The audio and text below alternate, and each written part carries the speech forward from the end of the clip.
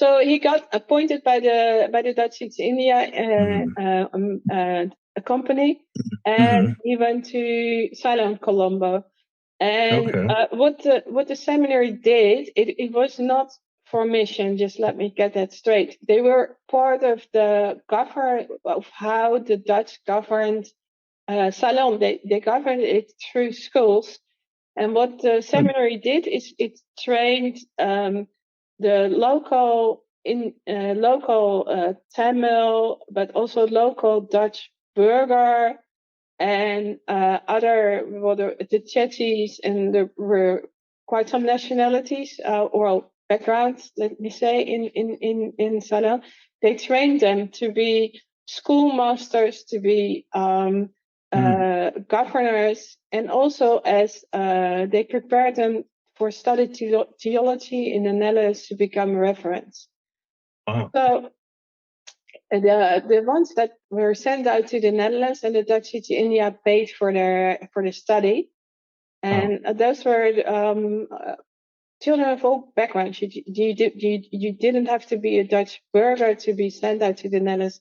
Actually, Tamil children were also sent to the Netherlands for study of reference. Yes, the only catch was they didn't have more money than to support 2 students in Holland.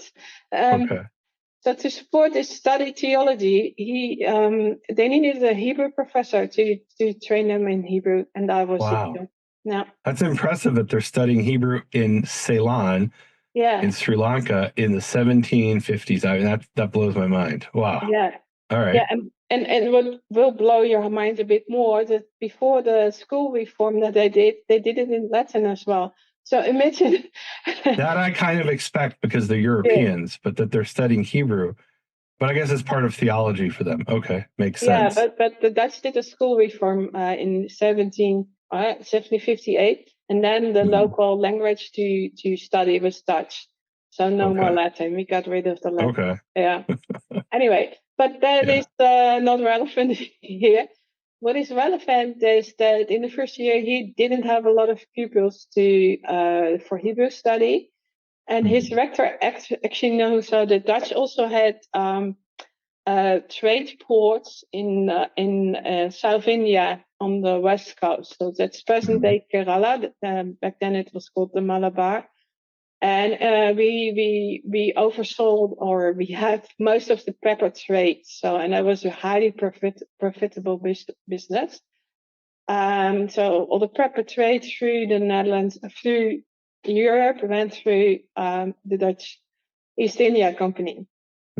And this rector had been to India quite some time to fill in the position of the reverend there. And he knew that there was also a large Jewish population in the west coast of Kerala, and especially in Cochin. And the Dutch worked in Cochin with a long-standing relation. A lot of the trade went through the Jews. And there was through one Jew particularly, and that was Ezekiel Rahabi.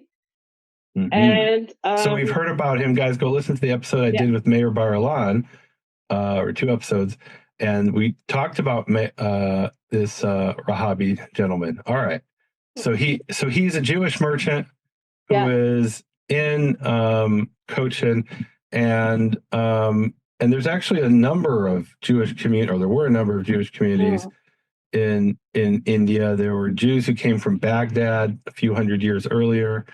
And remember, this is the 1700s, so it's already a couple hundred years earlier.